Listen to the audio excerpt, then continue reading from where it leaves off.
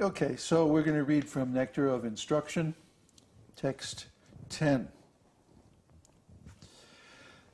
Karmibhya parito hare priyataya vyakting yadyur jnaninas tebhyo jnana vimukta bhakti parama premaika nishtastataha tebhyastha pashupala pankajadrishas tabhyo pisaradhika preshta tadvadiyang tadiya sarasi tam nashrayet kakriti.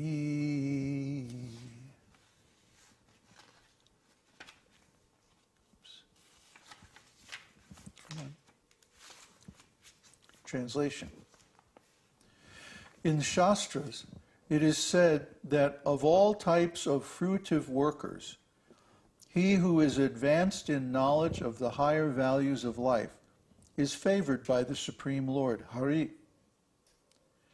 Out of many such people who are advanced in knowledge, jnanis, one who is practically liberated by virtue of his knowledge may take to devotional service. He is superior to the others. However, one who has actually attained prema, pure love of Krishna, is superior to him. The gopis are exalted above all the advanced devotees because they are always totally dependent upon Krishna, the transcendental cowherd boy.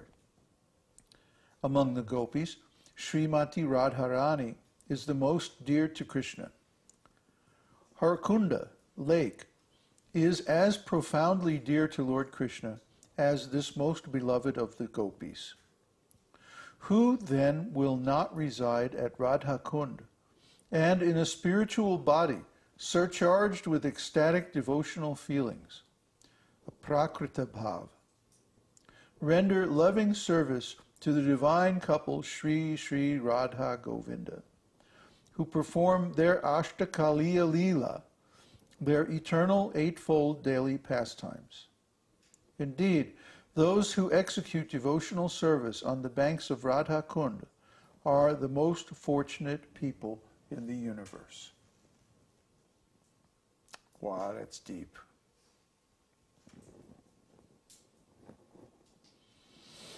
Well, I think we already covered at quite some length and elaborately the distinctions of the different levels of devotional service. That in the beginning, a devotee has to execute devotional service according to regulative principles. Then, once they are cleared of all their anarthas, they can execute spontaneous devotional service because their heart is clean. And this spontaneous devotional service culminates in prema, or pure love of Godhead. Now, there are all different kinds of pure devotees in 5 different flavors. Neutrality, servitorship, friendship, parenthood, and conjugal love. And these are in the order of more and more pleasing to Krishna. Neutrality is not very much pleasing to Krishna. But conjugal love is the most pleasing type of service to Krishna. So out of all the pure devotees who are in the stage of prema, which means all the inhabitants of the spiritual world, those who are in conjugal love are the most pleasing to Krishna. And of all the devotees who are in this mood of conjugal love, the gopis are the best, because the gopis, they give up everything for their service to Krishna. Even religious principles. They give up everything. So the gopis, of all the conjugal lovers of Krishna, are the best. And of all the gopis, the best is Srimati Radharani. Srimati Radharani is the personification of Krishna's Hladini Shakti. when we say that Krishna is Satchit Ananda. Sat represents his existence potency. Chit represents his knowledge potency or consciousness. And Ananda represents his pleasure potency. And so the name of this Ananda, the pleasure potency, is Hladini. Hladini means pleasing. Hlad. Hladini Shakti. So the Hladini Shakti personified is Srimati Radharani. And she is like Krishna. She even resembles Krishna in many ways, except she's female. And instead of being the Supreme Personality of Godhead, she is the supreme power of the Personality of Godhead. So, those who worship Srimati Radharani, they form a group called a yuta. And the yuta of Srimati Radharani is known as the left-wing gopis. So the left-wing gopis, they all congregate at a certain place in Vrindavan, and this place is Rādhā-kuṇḍa.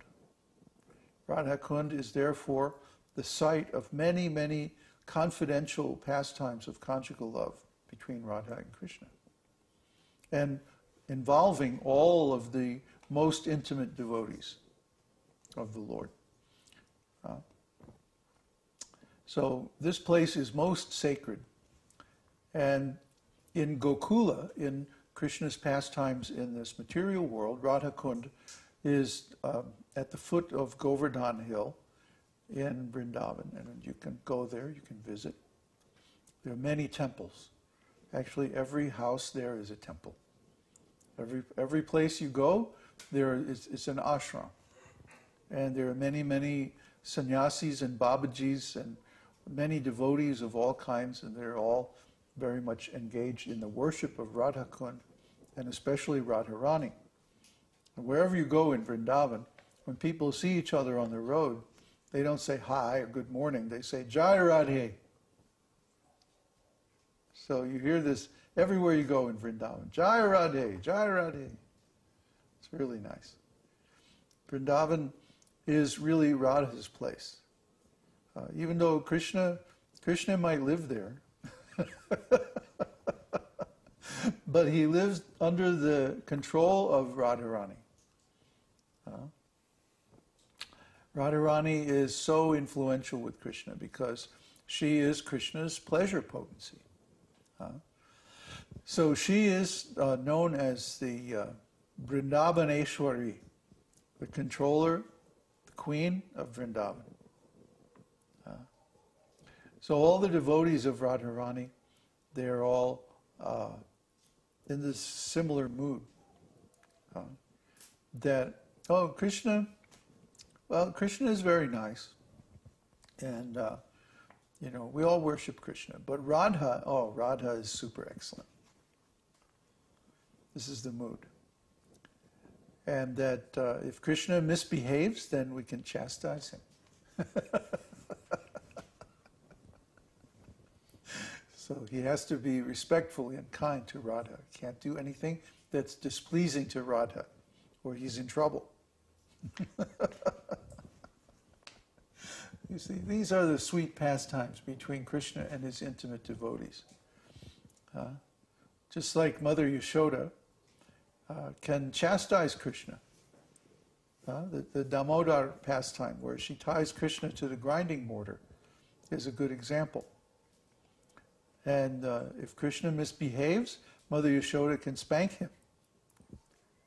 See? And he's really afraid of Mother Yashoda. So this is mood. It's called mugdha.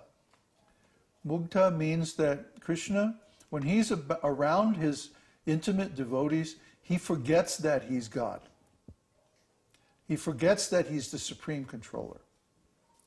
And he really feels like, oh, Mother Yashoda is my mother, and she's going to discipline me if I'm bad.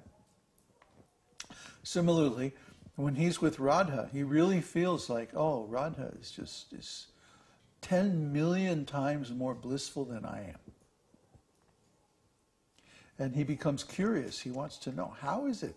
How is it possible that Radharani can be so blissful and so ecstatic? She has this certain kind of ecstasy called Mahabhava. Mahabhava is visible only in Srimati Radharani and her direct associates or direct expansions. 12 principal gopis, or her direct expansions. So this Mahabhava mood is so ecstatic and so wonderful that Krishna himself wonders, how is it possible? I want to experience this.